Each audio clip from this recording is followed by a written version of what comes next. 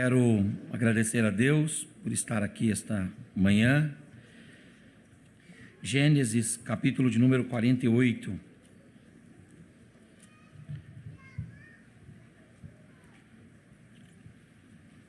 Gênesis, capítulo de número 48.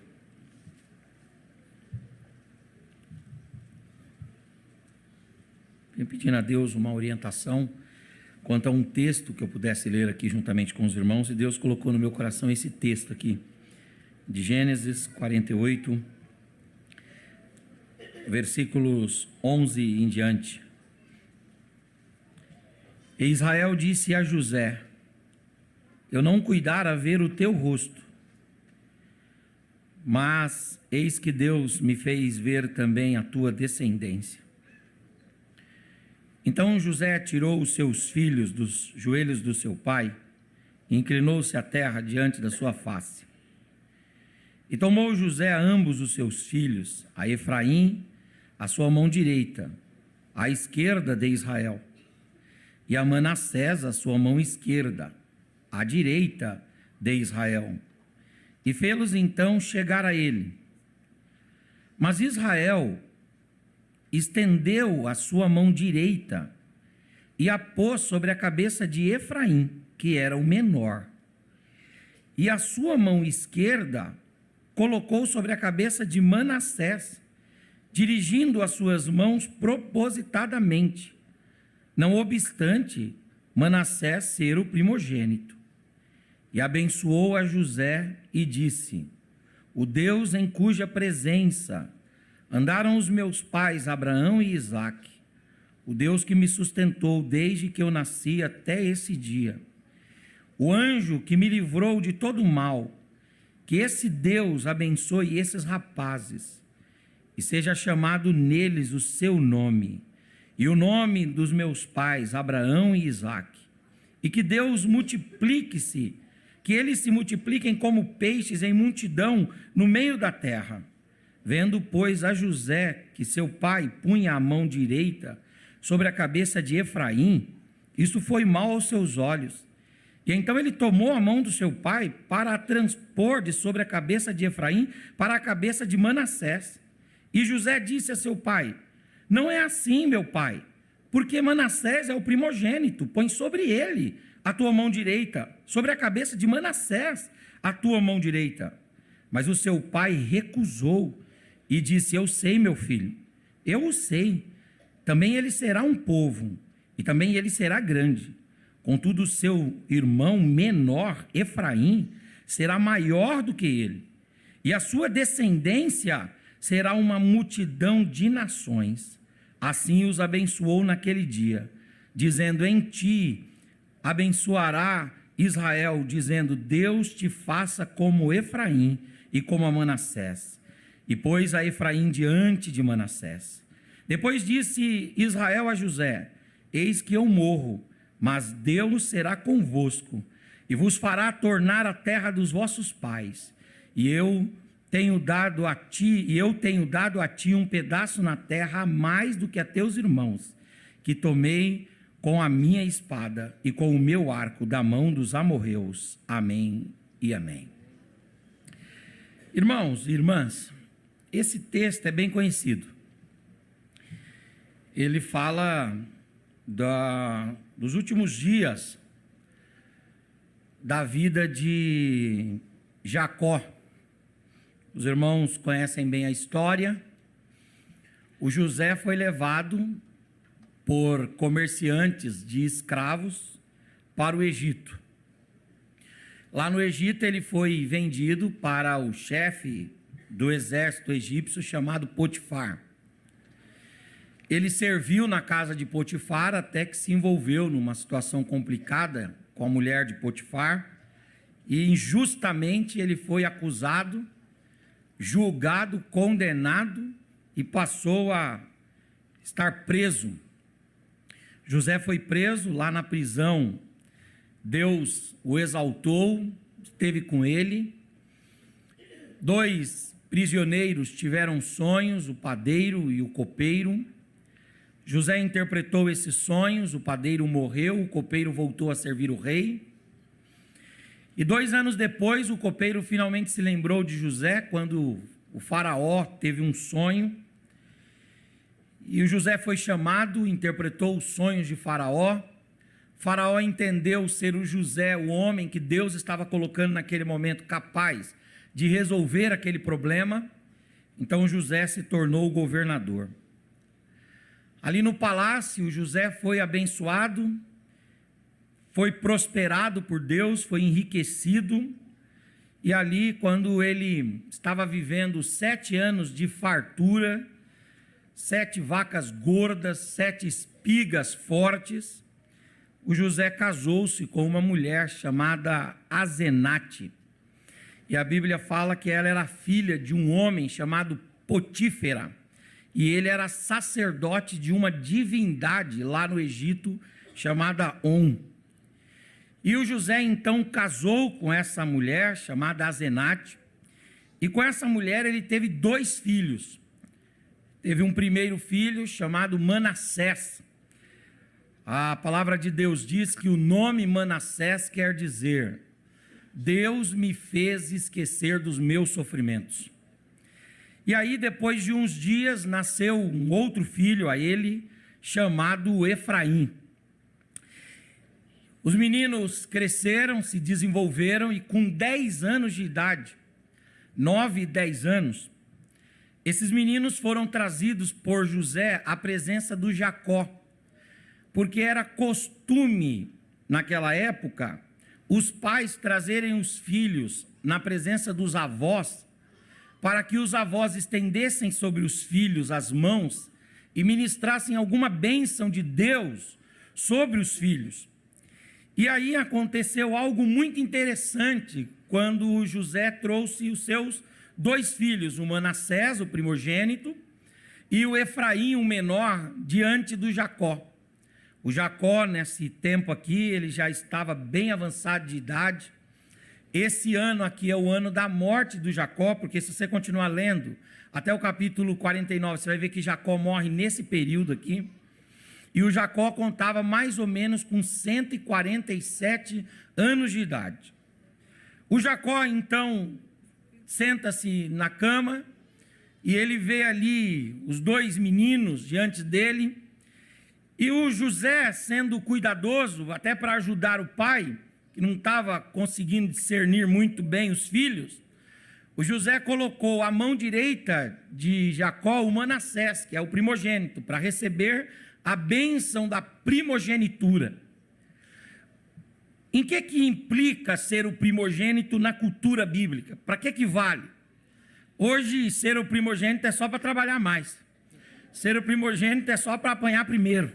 Ser o primogênito é só para ser responsável pelos irmãos mais novos e no final das contas não ganhar salário nenhum e não poder entrar com reclamação trabalhista ainda contra a mãe nem contra o pai, que é o pior. Então, para que serve hoje ser primogênito? Eu não sei, né? Tem alguma serventia. Mas na cultura bíblica, para que servia a primogenitura? Qual era o resultado de ser primogênito? Em primeiro lugar, era você que recebia a bênção de Deus. Quando você era o primogênito, você recebia a autoridade de Deus para conduzir a família. Todas as vozes, todas as orientações de Deus para a família vinham de Deus para o primogênito, e o primogênito distribuía esses conselhos e essas orientações. Segundo lugar, ser primogênito implicava em levar o nome da família avante, dar sequência à história da família, dar sequência ao bom nome, à boa fama da família, a notoriedade do nome da família nas suas costas, nos seus ombros.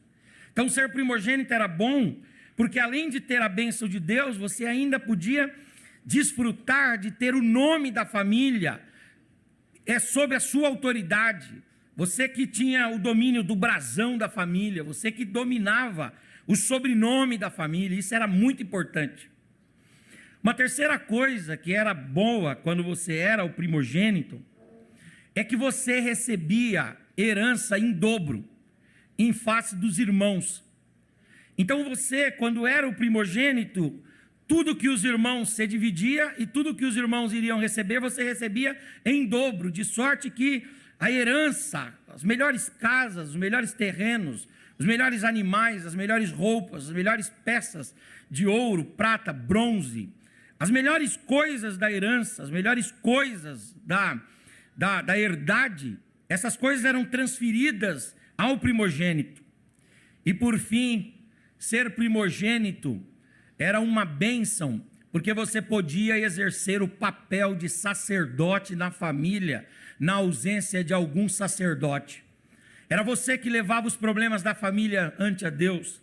É você que representava Deus no meio da família, e isso era uma bênção. Então o José, muito cuidadoso, querendo que o seu filho Manassés, que era o primogênito, recebesse todas estas bênçãos da primogenitura, o José traz o Manassés para junto do seu pai, na direção da mão direita do pai. E ele traz o filho menor, chamado Efraim, na direção da mão esquerda do pai. Ele diz, o pai vai abençoar os dois, o avô vai abençoar os dois netos. Mas a hora que ele colocar a mão sobre a cabeça de Manassés, ele vai derramar sobre Manassés a bênção da primogenitura, que é algo tão importante na nossa cultura.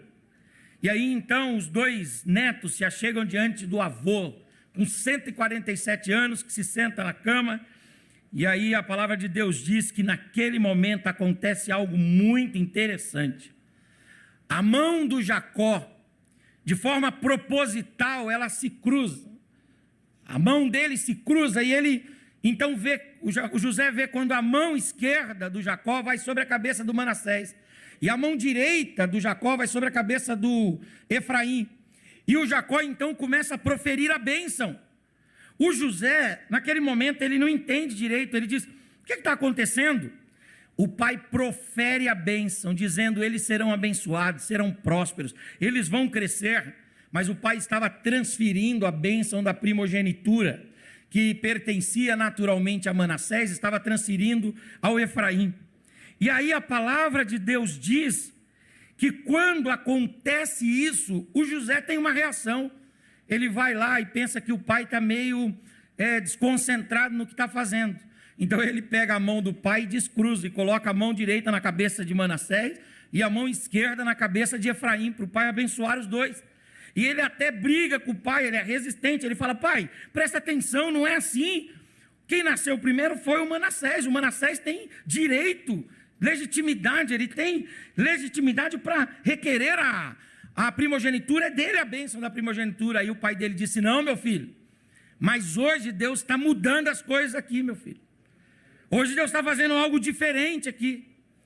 Deus está pegando o primeiro e colocando em último, e Deus está pegando o último e colocando em primeiro, meu filho. Deus está pegando o maior e colocando como menor, e está pegando o menor e colocando como maior.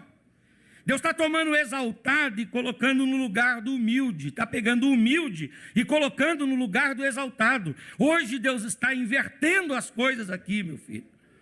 E a palavra de Deus diz então que as mãos se cruzam novamente. E aí o Jacó coloca a mão sobre a cabeça de Efraim e ministra a bênção de Deus sobre a vida de Efraim. E diz, a Manassés também será abençoado, porque ele pertence à nação de Israel, ele também vai receber as gotas da bênção de Abraão, Isaque e Jacó, mas quem detém a bênção da primogenitura é Efraim. Deus está dando a Efraim, que é o menor, a oportunidade de se colocar no lugar do maior. Deus está revertendo as coisas, tirando o menor, o pequeno, humilhado de baixo e o colocando em cima para louvor e glória do seu nome. Esse texto, ele é muito interessante, porque se nós fizermos um retrocesso bíblico e voltarmos a alguns anos passados, nós vamos perceber que por 3 vezes Deus já havia modificado a bênção da primogenitura, dado não àquele que nasceu primeiro, mas dado ao segundo filho, ao menor. Só que nessas 3 ocasiões que esse evento tinha ocorrido, nesses 3 momentos que essa troca, onde o maior passa a servir o menor e o menor passa a ser senhor do maior. Nessas 3 ocasiões anteriores a esse texto, que esse evento, que esse fenômeno havia ocorrido, o maior, o primeiro, o primogênito, somente havia perdido a primogenitura por causa de um pecado. Então quer dizer, até Gênesis 48 aconteceram esses fenômenos em outros momentos. Mas sempre quando se tinha a perda da primogenitura, antes desse momento, era por causa de pecado. Vamos lá. Primeira oportunidade que Deus trocou a bênção da primogenitura do maior e colocou no menor. Na família de Abraão. O primogênito de Abraão não é o Isaac. O primogênito de Abraão é Ismael. Quem teria que receber a bênção da primogenitura era Ismael. Mas Deus, quando ele vai colocar as mãos, Deus também cruza as mãos dele, coloca a mão de Deus sobre a cabeça do menor, o Isaac, e não sobre a cabeça do maior, Ismael. Aí você pergunta, por quê? Porque o Ismael, ele é fruto de uma relação pecaminosa. O Ismael, ele é fruto da incredulidade do Abraão. O Ismael, ele é fruto de um pecado de Abraão, de impaciência, intolerância, ansiedade. Então, por causa do pecado de Abraão, Ismael não é o primogênito e sim Isaac. Deus reverte, Deus troca. O primeiro vira o último por causa do pecado. O primeiro vira o último por causa da incredulidade. O primeiro vira o último por causa da precipitação. Num segundo momento que esse fenômeno vai acontecer, acontece na vida do Jacó. Porque o primogênito do Isaac é o Esaú. Mas na hora de separar e de determinar quem receberia a bênção, Deus não deu para Esaú. Deus deu para o filho menor. Apesar de serem gêmeos, quem nasceu primeiro foi o Esaú. E Deus deu para aquele que nasceu depois, para aquele que saiu do ventre da mãe depois. É muito interessante isso. Por quê? Que Deus vai colocar as mãos cruzadas sobre a cabeça de Esaú e de Jacó, por causa de pecado. E quanto a isso, nós temos um texto muito explícito na Bíblia, que é o texto de Hebreus capítulo 12, versículos 16 e 17. Quando o escritor aos Hebreus, ele dá para nós o real motivo de o porquê Esaú perdeu a bênção da primogenitura. Ele diz assim: e ninguém seja devasso ou profano como foi Esaú, que por uma refeição vendeu o seu direito de primogenitura. Porque bem sabeis que, querendo ele ainda depois herdar a bênção, foi rejeitado, porque não achou lugar de arrependimento, ainda que com lágrimas o tenha buscado. O Esaú, ele perdeu a bênção da primogenitura por causa de pecado. O primeiro, no caso de Esaú, se tornou o segundo, e o segundo se tornou em primeiro, porque o primeiro não honrou a posição que tinha, porque o primeiro não honrou a Deus. Se você analisar uma terceira situação que isso ocorre antes de Gênesis 48, é com o próprio José. Porque quem que é o primogênito de Jacó? O primogênito de Jacó é Rúben. Se você for analisar os textos, você vai ver que quem nasceu primeiro de Jacó foi Rúben. Rúben era o detentor da primogenitura. Rúben era o detentor da herança. Rúben era o detentor do ministério sacerdotal na família. Rúben era a voz de Deus, o oráculo de Deus sagrado dentro da família. Mas Rúben cometeu pecado. E por causa do pecado, Rúben, que era o primeiro, ficou como segundo. E o José, que era o 11º filho, se tornou o primeiro. É muito interessante isso. Abram as vossas Bíblias no primeiro livro das Crônicas, capítulo 5, versículos 1 e 2 eu queria ler, porque esse texto fala de o porquê que Rúben, que era naturalmente o primogênito, perdeu a sua primogenitura. Primeiro livro das Crônicas 5, 1 e 2. Quanto aos filhos de Rúben, o primogênito de Israel, pois ele era o primogênito, mas porque profanara a cama do seu pai, deu-se a sua primogenitura aos filhos de José, filho de Israel, de modo que não foi contado a sua genealogia, nem a sua primogenitura. É muito interessante esse texto, porque esses textos aqui mostram para nós que o Ismael perdeu a primogenitura para o Isaque por causa de pecado. O Esaú perdeu a sua primogenitura, a bênção de ser o primeiro, para o Jacó por causa de pecado. E Rúben, que era o primogênito de Jacó, perdeu a bênção de ser o primeiro por causa de pecado. Até Gênesis 48, Deus ainda não havia efetuado essa troca, cruzado as mãos por outro motivo, senão por pecado. No entanto, irmãos, quando chega em Gênesis 48, acontece algo extraordinário, acontece algo maravilhoso, acontece uma coisa que o Charles Haddon Spurgeon diz, a supressão da lógica. O que acontece em Gênesis 48? Manassés e Efraim estão diante de Jacó. Manassés tem 10 anos, Efraim 9 anos. Eles não têm pecado, eles são filhos de José, e nós não temos no histórico de José nenhum grande pecado. Só que quando eles chegam diante do Jacó para serem abençoados, ao invés de Jacó colocar a mão direita na cabeça de Manassés e a mão esquerda na cabeça de Efraim, Jacó inverte as mãos, cruza as mãos e coloca a mão esquerda, demonstrando que agora seria o segundo na cabeça de Manassés, e a mão direita indicando que agora seria o primeiro na cabeça de Efraim. Aqui acontece algo que nos suscita uma dúvida. Qual seria a dúvida? Ora, até Gênesis 48, quando Deus fez isso, tinha pecado.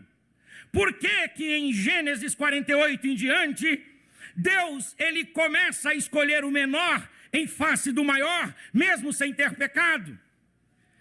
Por que é que Deus permite que o Jacó abençoe o Efraim? Por que é que Deus permite que o Jacó abençoe o Manassés em porção menor, sendo que nenhum e nenhum outro tem pecado? Deus é soberano, Deus estabelece as regras e Ele pode relativizá-las no momento em que Ele quer.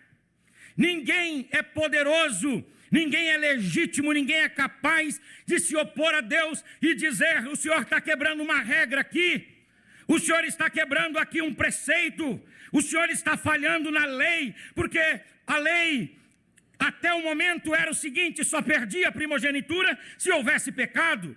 Mas Manassés não cometeu pecado, José não cometeu pecado, Efraim não cometeu pecado, José não cometeu pecado. Então por que o Senhor está revertendo? Se Deus tivesse a oportunidade de, nesse momento aqui, falar com cada um de nós diante dessa dúvida, eu não tenho dúvida alguma que Deus falaria o seguinte: eu fiz isso aqui em Gênesis 48, porque eu queria demonstrar que o menor, o humilhado, o fraco, o volúvel, diante de mim, ele sempre terá prioridade ante o forte, o superior, o exaltado e o glorioso. É muito interessante isso, porque a partir de Gênesis 48, Deus vai começar a trabalhar com os menores e com os pequenos. Se você pensar depois desse texto de Gênesis em Moisés, você vai ver que o primogênito da casa de Moisés era o Arão. Depois havia Miriam, depois veio o menor Moisés. Mas na hora de escolher, Deus não escolheu Arão, Deus não escolheu Miriam. É claro que os dois entraram no plano de Deus, mas quem Deus escolheu de verdade para fazer uma obra foi o menor. Foi, aleluias, o filho caçula. Foi o menino fraco, frágil Moisés, foi o abandonado Moisés, foi aquele que foi levado no cestinho, aleluias, nas curvas do rio Nilo, foi esse a quem Deus escolheu. Se você olhar para Juízes, você vai encontrar o Gideão no capítulo 6, e quando Gideão se encontra com Deus, o Gideão vai dizer: eu estou sendo escolhido, deixa eu dar um relatório para o Senhor de quem sou eu. Aí o Gideão fala: a minha nação é a menor das nações da terra, a minha tribo é a menor tribo da minha nação, a minha família é a menor da minha tribo, e eu sou o caçula de casa. Deus disse: pois bem, desde Gênesis 48 eu estou trabalhando com os menores, é você mesmo, vem que eu quero te usar poderosa e gloriosamente. Se você for olhando para a Bíblia e chegar no primeiro livro de Samuel, no capítulo 3, você vai encontrar Ana e Eucana. Eucana já tinha muitos filhos com Penina, mas de repente nasceu um filho caçula, o menor da casa, Samuel, e foi Samuel a quem Deus escolheu. Se você continuar a leitura bíblica e for para 1 Samuel, capítulo de número 11, até o versículo de número, capítulo 16, versículos 11 a 13, Deus envia Samuel na casa de Jessé, o belemita, e lá na casa de Jessé existiam muitos filhos maiores, mais exaltados, mais aprimorados, filhos melhores preparados. Mas aí vem o texto que eu acho de uma beleza, eu não podia deixar de ler com os irmãos. 1 Samuel capítulo 16, versículos 11 a 13, disse mais Samuel a Jessé: acabaram-se os moços, e disse ainda Jessé: ainda falta quem? Ainda falta quem? Está aí escrito aí, ainda falta quem? O menor. Ainda falta o menor. Ele estava apacentando as ovelhas. Aí a voz de Deus ecoou na casa. Disse Samuel a Jessé: manda chamá-lo, porque enquanto ele não entrar aqui, nós não vamos sentar na mesa, não vamos comer, e Deus não vai derramar o sal sobre ninguém. Manda chamar o menor.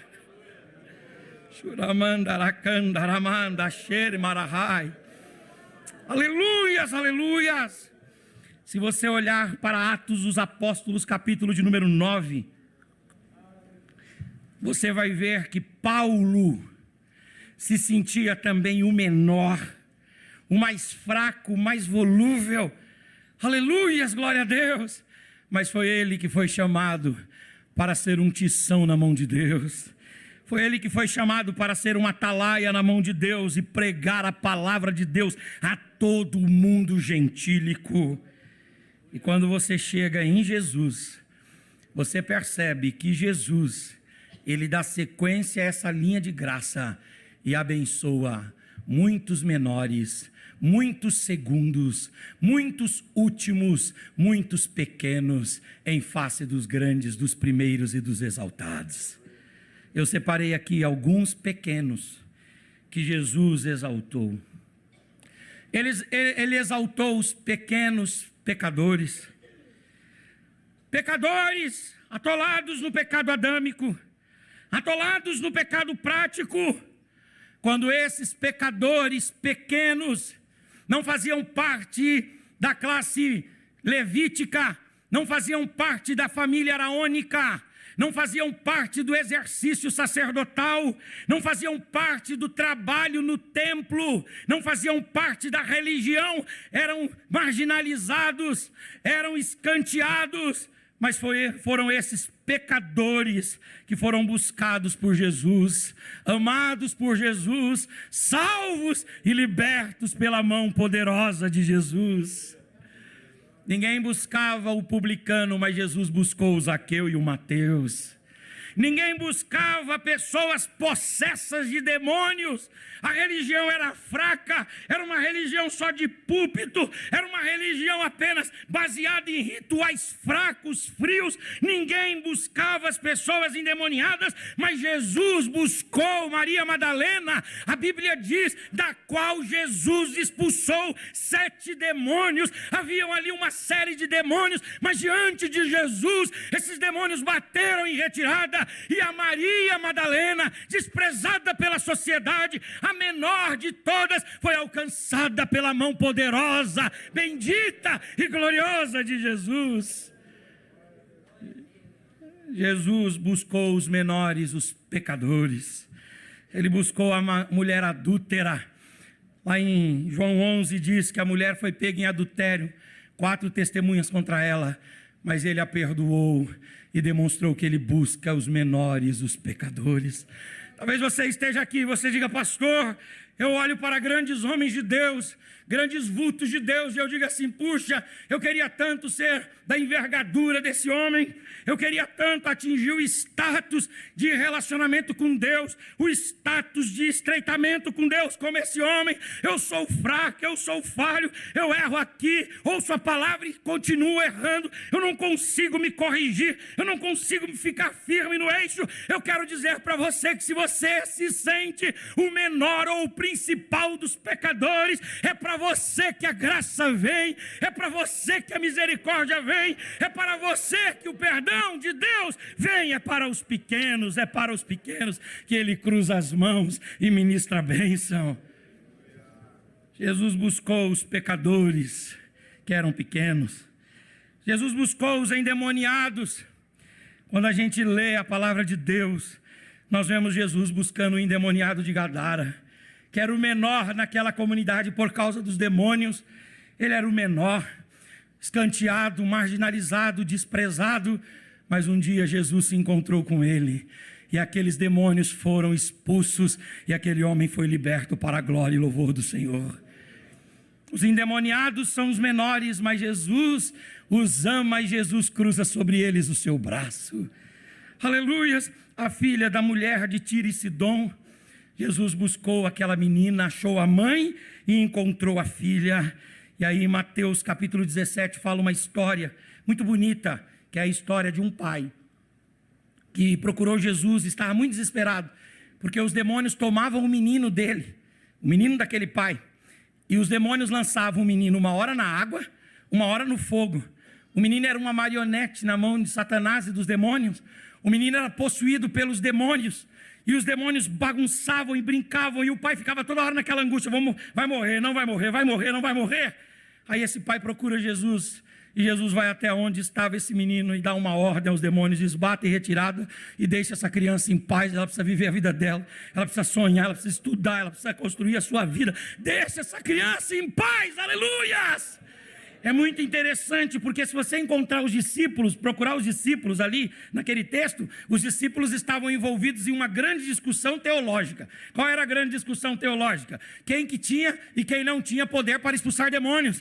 Jesus chega e fala: deixa essa discussão academicista para lá e vamos ser práticos aqui. O menino está atormentado, precisa ser curado. Eu vou dar uma ordem, esses demônios vão sair, os demônios saem, e Jesus cuida dos pequenos que eram endemoniados. Jesus cuida dos pequenos, os enfermos do tempo de Jesus, que curavam suas enfermidades com chás caseiros, que curavam suas enfermidades com receitas maternais, familiares. Esses indivíduos que não tinham a menor condição de terem as realidades físicas mudadas, encontraram-se com Jesus e Jesus os curou.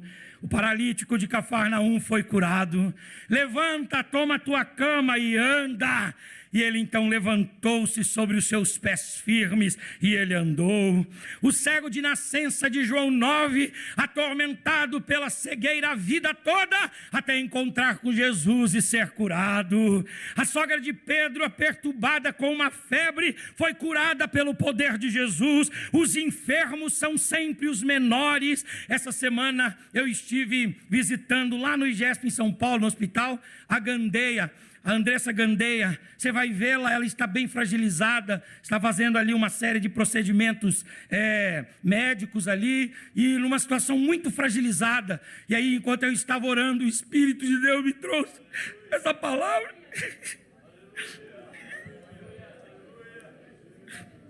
Dizendo o seguinte: de fato os enfermos são os menores, estão escanteados, marginalizados. Uma menina bonita, nova, podia estar fazendo tudo, mas está ali na UTI de um hospital há não sei quanto tempo já, envolvida nessa crise, nessa dificuldade, mas eu creio que Jesus cruza as mãos dele, e quando ele cruza as mãos, os menores, os pequenos, os marginalizados, os excluídos, são inclusos para a glória, honra e louvor do nome do nosso Deus.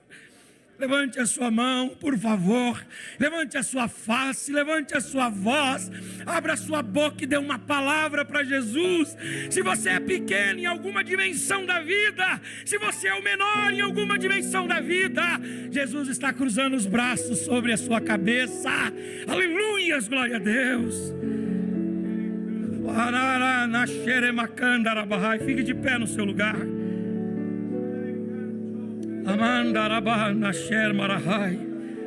Aleluias, aleluias. Os enfermos são os menores, tem que lutar usando medicamentos, se submetendo a tratamentos, ficando longe da família, ficando longe dos amigos, longe do curso natural da vida. Não podem sentar numa escrivaninha e escrever projetos e sonhos enquanto não transpuserem aquela enfermidade. São os menores.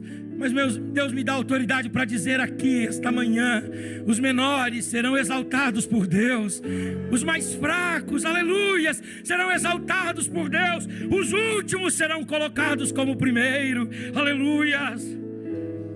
Jesus, ele cuidou dos menores, as crianças.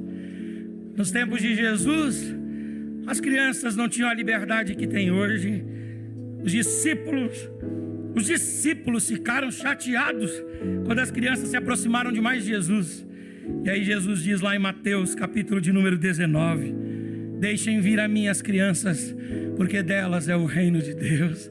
Senhor, mas são frágeis, são as menores, não servem para guerra, não servem nem para prover comida para si mesmas, não servem para nada, são últimas. Mas Jesus diz: deixa elas virem a mim, porque o Pai que está no céu, Ele cuida de cada uma delas. Podem ser órfãs de mãe, órfãos de pai, não importa, mas estão nas mãos do Deus Todo-Poderoso. São imagens e semelhanças de Deus espalhados pela terra, e Deus vai cuidar, Deus vai proteger.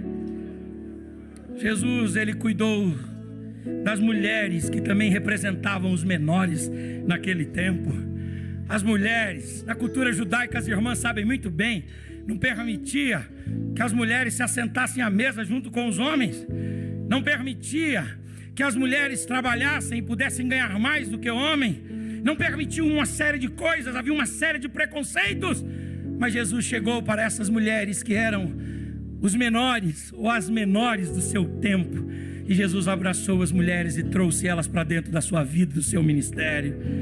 Ele honrou a sua mãe Maria, ele honrou Maria Madalena, ele honrou uma mulher chamada Susana, ele honrou uma outra Maria chamada Maria de Salomé, ele honrou uma mulher chamada, aliás, que a Bíblia não dá o nome, mas era a mulher samaritana. Ele honrou uma outra inominada mulher sirofenícia. Ele honrou uma Maria de Betânia, uma Marta de Betânia. Aleluias! Quando ele ressuscitou, ele não apareceu a homens, ele apareceu a mulher. Aí você diz: mas por que ele está cruzando as mãos assim? Não é porque houve pecado, mas é por causa da graça. A graça elegeu os menores, a graça elegeu os mais frágeis. Jesus elegeu os pobres. Os pobres também são os menores. Se você olhar para o ministério de Jesus, você vai ver que ele foi pobre e que ele cuidou dos pobres. Ele guardou os pobres, ele protegeu os pobres. Jesus esteve com os pobres. E um dia João Batista mandou 2 discípulos perguntarem: és tu mesmo o Messias, ou a gente espera outro? E ele disse: vai e diga para João Batista que o reino de Deus está sendo anunciado, demônios estão sendo expulsos, enfermos estão sendo curados, pessoas mortas estão ressuscitando, e os pobres estão recebendo a revelação da graça de Deus. Fala para João que Deus está tomando os menores nas mãos dele, os pobres, e está fazendo esses pobres se assentarem entre os príncipes do povo de Deus. Deus, irmãos, desde Gênesis 48, desde o momento em que Jacó cruzou as mãos sobre a cabeça de Efraim e de Manassés, Deus está cruzando as mãos. Fala para o seu irmão: se você é menor em alguma área, Fique em paz, porque as mãos de Deus estão sendo cruzadas sobre a sua cabeça. Fala para ele, as mãos de Deus estão sendo cruzadas sobre a sua cabeça. Diga, a mão direita de Deus está vindo sobre você. Você é o Efraim de Deus, um menor, mas Deus está cruzando as mãos poderosas dele sobre a sua cabeça. Antes de terminar aqui, eu queria saber se há porventura alguém aqui que ainda não confessou Jesus como seu único e suficiente Salvador. Tem alguém em nosso meio que ainda não é crente, que ainda não confessou Jesus como seu único e suficiente Salvador? Você foi trazido por um amigo, você foi trazido por um parente. Tem alguém ainda aqui que ainda não aceitou o Senhor Jesus? Não tem? Que Deus em Cristo abençoe você, que te dê outra oportunidade em nome de Jesus. Pega na mão desse irmão aí, em nome de Jesus. Fala de novo para ele. Continua pequeno, diga, continua pequeno. Deus tem um negócio com os pequenos. Fala para ele, não se exalta não. Deus tem um negócio com os pequenos. Levanta a mão dele aí, levanta a mão dela. Churamanda, kanda, xeremakanda, lamahai. Louvamos o teu nome, Senhor. Louvamos o teu nome, Senhor. Churamanda, kanduribara, xurimikanda, lamahai. Louvamos o teu nome, Senhor. Louvamos o teu nome, porque se somos menores em alguma dimensão da vida, a tua mão vem sobre nós. E a tua mão nos exalta, Senhor. Nos exalta não porque há habilidades em nós, nos exalta não porque somos capazes de alguma forma, mas a tua mão nos exalta porque o Senhor é gracioso, o Senhor é misericordioso, Senhor. O Senhor é misericordioso, Senhor, e é por isso que a sua mão vem sobre nós. Aleluia, a sua mão vem sobre nós, nos renovando, nos enchendo, nos avivando. A sua mão vem sobre nós, meu Deus. Meu Deus, meu irmão que está aqui esta noite, a minha irmã, esse irmão, essa irmã, pode ser que eles estejam aflitos, Senhor, por alguma circunstância, por alguma situação na vida, alguma coisa que está trazendo temor, alguma coisa que está trazendo angústia, alguma coisa que está apequenando o teu filho e a tua filha. Que esta manhã, Senhor, seja uma manhã gloriosa e que os seus filhos experimentem a exaltação do Senhor em nome de Jesus. Seja exaltado por Deus em nome de Jesus. Seja exaltado por Deus em nome de Jesus. Você pode dar um abraço nesse irmão que está do seu lado aí? Fala para ele, Deus ama os pequenos. Não cresce não, diga para ele, não cresce não. Cresce não, Deus ama os pequenos. Enquanto a gente está lá embaixo, a mão de Deus está sobre nós. Deus em Cristo vos abençoe em nome de Jesus.